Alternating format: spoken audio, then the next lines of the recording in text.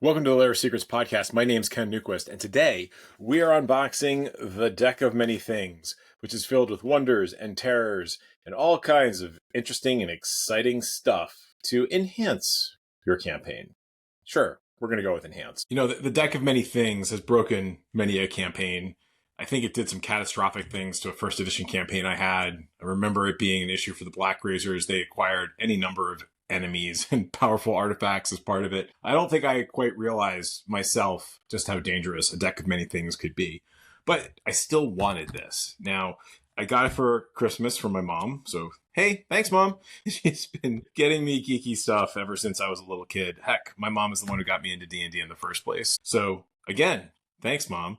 This is a really interesting supplement, and I wanted to kind of walk through it. I've already opened it, obviously, because, Christmas. But it comes in this nice box, right? I don't know if I'm going to be keeping the box, but it does kind of prevent some of the damage to the contents. And it's pretty hefty, right? Feel that. It's like, you can't feel it. I can feel it. You shake it and, it's got substantial mass to it, right? And you can see it took some hits getting to me from Amazon. Some of those may also have been from being in the game room. But so when you open it up, you can see there's the sleeve inside. Now I've ripped it even more. So yeah. But once it gets to the game room, it'll be in a much safer place. So it comes with a couple of things. First of all, we've got the Book of Many Things. We're just going to put that over here for now because the main attraction is the Deck of Many Things. So the Deck of Many Things is in this nice little sleeve. Again, presumably to protect the cover. I don't know that I need it, but it was nice that it came, and it's definitely prevented some of the damage. So then you open this up, and so this is nice. This is pretty sturdy. I mean, I'm sure it's just cardboard, right? But still, it's got some heft to it. It can take some damage. And so when you open up, you've got the internal illustrations, and you've got this lovely book. If I can get out of the box. And so this is the card reference guide. So let's just put this aside for a second. Inside, we have the cards themselves. And so the idea is this is a physical, tangible deck of many things, right? In the past, when I've used the Deck of Many Things, I've just used a regular playing card deck. And, that was fine for the doom that it brought. But these are just really well illustrated, beautiful cards. They're not flimsy. I like the size. They're bigger than a normal playing card deck. They've got this reflective foil that you might be able to catch a glimpse of on the camera. And the illustrations are just nice. It's like a mashup. Well, I shouldn't say a mashup. It's like it borrows from like inspiration from a tarot deck, right? And so you've just got all of these very nice illustrations, and we've got by default 3 decks with all of the the standard things you've come to love and fear from a Deck of Many Things. And trying to show undead, ooh. And this is just, these are beautiful cards. I keep going on about how beautiful they are, but they make you want to use them, right? It's just like an honest to gosh Deck of Many Things. If you encounter it in your campaign, you want that deck to be a thing that your players want to use. Well, as a GM, I'm looking at this and I want to use these cards. Vision, Beast, look at that. Bunny with a horn. Yeah, we all know what that is. That's awesome. Fire. And so pretty cool, right? But there's no game stats or anything on these. These are just, you reveal the card and then there's dragon. And then just like you would normally do with a Deck of Many Things, you would look at the DMG and see what you would get from that.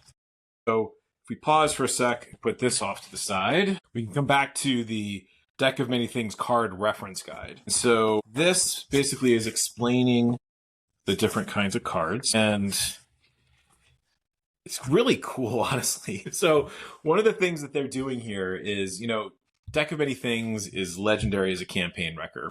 Totally get that. And so what they're doing is providing you with opportunities to use the deck as a GM to figure out what's going to happen next. So you can go in here and do a layout, kind of like a tarot layout, right? And you have the outcome, the quest, the challenge, that which is hidden, that which is needed, right? And so with this 5-card spread, you can basically come up with, what is my adventure going to be? If you're just stuck, you just get out the Deck of Many Things and do a thing. So let's see, that was the 5-card spread. We also have adventure spreads where the adventure begins, the journey, the entrance, challenges along the way, the guardian, right? And what the treasure is underneath. And so you could lay out the cards and figure out, okay, wow, this is basically just, it's writing the adventure itself.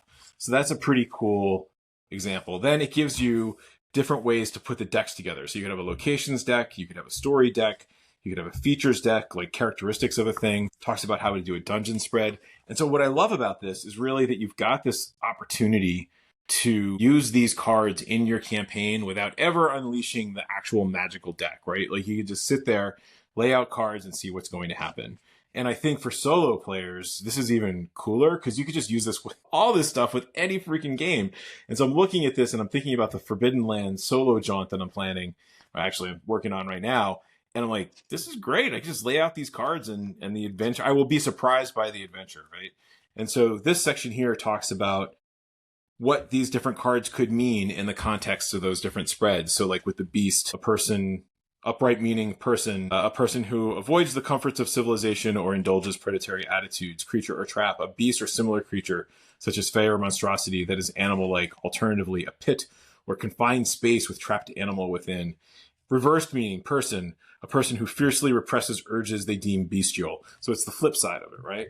And so there's one of these for each of the cards, which is, I mean, honestly, it's pretty damn nifty, guys. I'm very excited to actually use this deck. And I'm been thinking about how to use it in the Greyhawk 76 campaign because, well, I mean, it already morphed from an urban adventure to a D&D Western. So why not throw in a couple of cards from the deck of many things, right? So then we get to the book of many things. And this I haven't explored nearly as much, but I've been really excited to look into it. But basically what it does is for each of the cards, it has a chapter.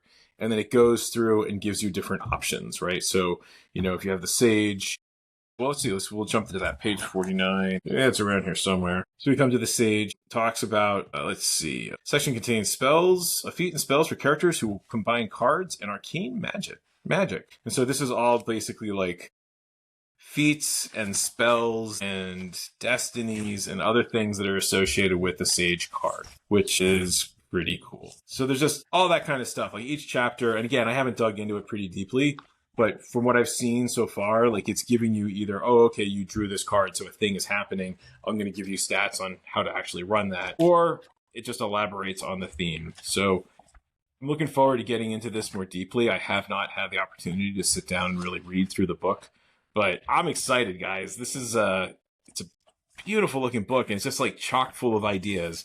And honestly, D&D is my main game for my Sunday group. I enjoy playing D&D, always have. But this is actually a set that would be worth picking up, even if you didn't play D&D or if D&D wasn't your primary game. Because it's basically just like an idea generation toolkit, right? And it looks really cool. Now, it was kind of expensive. I'd have to look up the exact number, but I think it was like $80 or $90 or something like that. But from what I'm seeing, it was really worth it. So I definitely recommend picking it up if you're a DM.